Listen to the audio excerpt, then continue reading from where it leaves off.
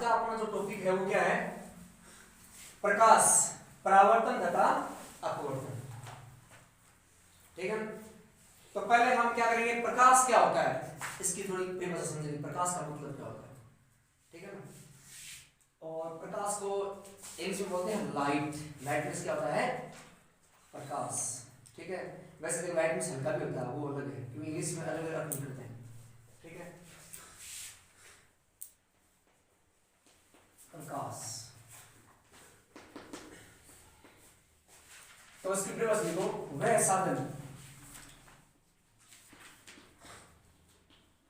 वह है साधन जिसकी सहायता से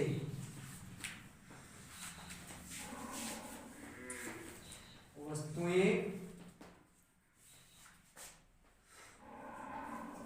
दृश्यमान होती है,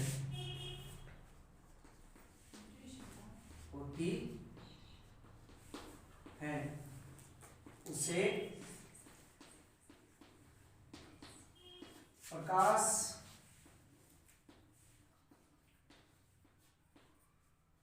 कहते हैं। तो ये होगी प्रकाश की परिभाषा। वह साधन जिसकी सहायता से वस्तुएं दृश्यमान होती हैं उसे प्रकाश कहते हैं, अर्थात दिखाई देती है ना। या वह साधन है ना जिससे वस्तु में क्या होता है, दृष्टिगोचर होती है, दिखाई देती है। बात देखिए, या जिससे साधन का अंधेरे में अभाव होता है उसे भी प्रकाश कहते हैं। बात देखिए, ठीक है ना। तो वह साधन जिसकी सहायता से वस्तुएं दृश्यमान होती है उसे प्रकाश कहते हैं। और हमारी प्रकृति में प्रकाश का सबसे बड़ा स्रोत वो क्या है? सूर्य, हमें बताइए। ठीक है, और आज का हमारा टॉपिक है वो क्या है? प्रकाश, परावर्तन तथा अपवर्तन। हम परावर्तन के बारे में पढ़ेंगे आज, परावर्तन के बारे में, ठीक है ना। परावर्तन, प्रकाश का परावर्तन, ऐसे लिख देना, ठीक है। प्रकाश का परावर्तन, ठीक है। जब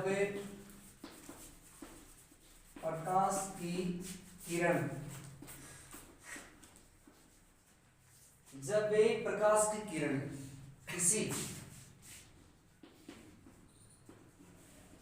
धरातल पर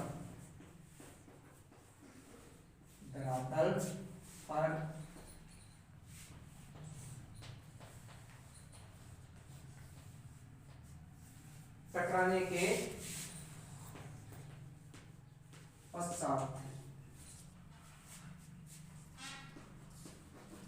उसी माध्यम में लौट जाती है तो उसे प्रकाश का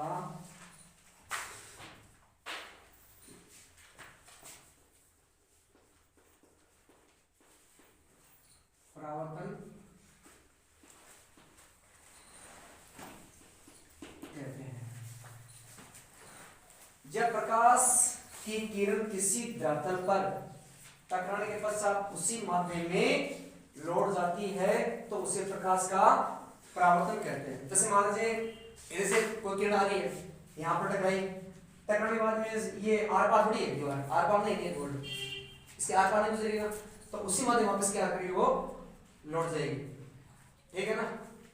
जैसे अगर हम कहीं ज्यादा जोर से बोलते हैं, जोर से ध्वनि करते, नाद करते ना, तो हमें आवाज वापस टकरा सुनाई देती है ना, तो वो आवाज टकराती है, आवाज का परावर्तन होता है। तो वैसे ही प्रकाश की किरण क्या होता है? परावर्तन होता है, ठीक है। तो जब प्रकाश की किरण किसी धरातल पर टकराने के पश्चात उसी माध्यम में लौट जाती है तो उसे प्रकाश का परावर्तन कहते हैं, ठीक है। हम इसको समझेंगे चित्र के माध्यम से, ठीक है। जैसे ये धरातल है, ठीक है, और ये प्रकाश की किरण है, ठीक है, और टकराने बाद में इस तरीके से ऐसे निकल जाती है, ऐसे, ठीक है, इस तरीके से आप भी साथ में बनाना सकते हैं, ठीक है। ये प्रकाश की किरण आपतित किरण बोलते हैं इसको,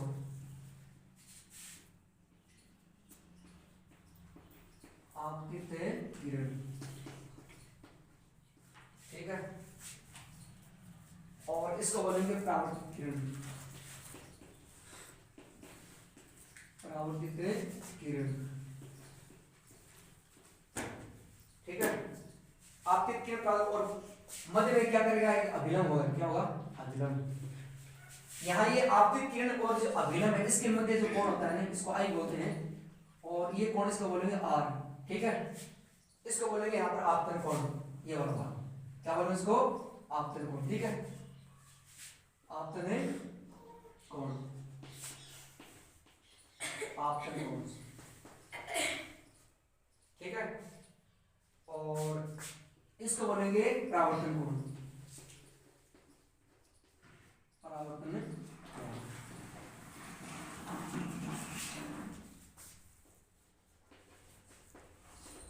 प्रकाश का परावर्तन,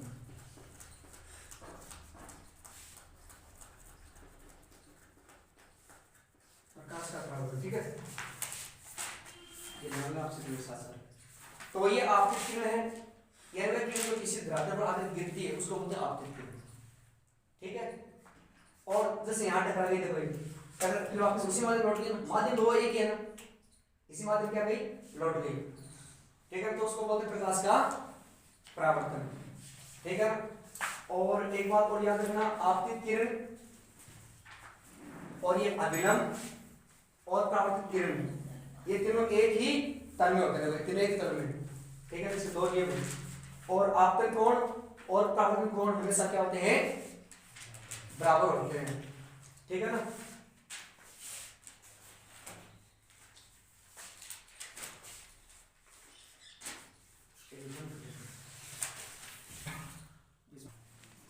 तो चलो आगे क्या पढ़ेंगे, प्रकाश के जो परावर्तन जो नियम है वो पढ़ेंगे हम इसके, यानी इसमें नियम क्या है, प्रकाश के परावर्तन के नियम, प्रकाश के परावर्तन के नियम,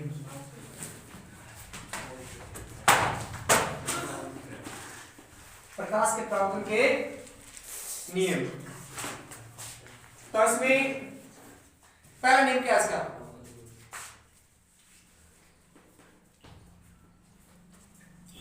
आपतन कोण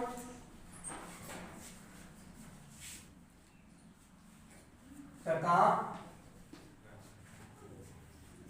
परावर्तन कोण का मान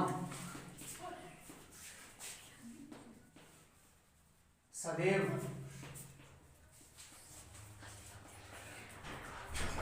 बराबर होता है। इंपॉर्टेंट प्रश्न है 10वीं क्लास के लिए, आपतन कोण तथा परावर्तन कोण का मान सदैव बराबर होता है, अर्थात यदि आपतन कोण 30 डिग्री का है आपतन कोण, तो परावर्तन कोण भी कितने डिग्री होगा, 30 का ही होगा, ठीक है ना। आपतन कोण यदि 30 डिग्री है तो परावर्तन कोण भी 30 डिग्री का होगा, ठीक है। और इसका जो दूसरा नियम है वो क्या है, देखो,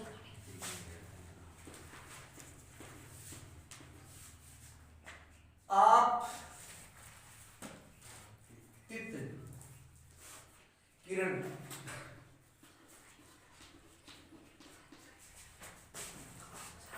आपतित किरण अभिलंब, अभिलंब तथा परावर्तित किरण, परावर्तित किरण तीनों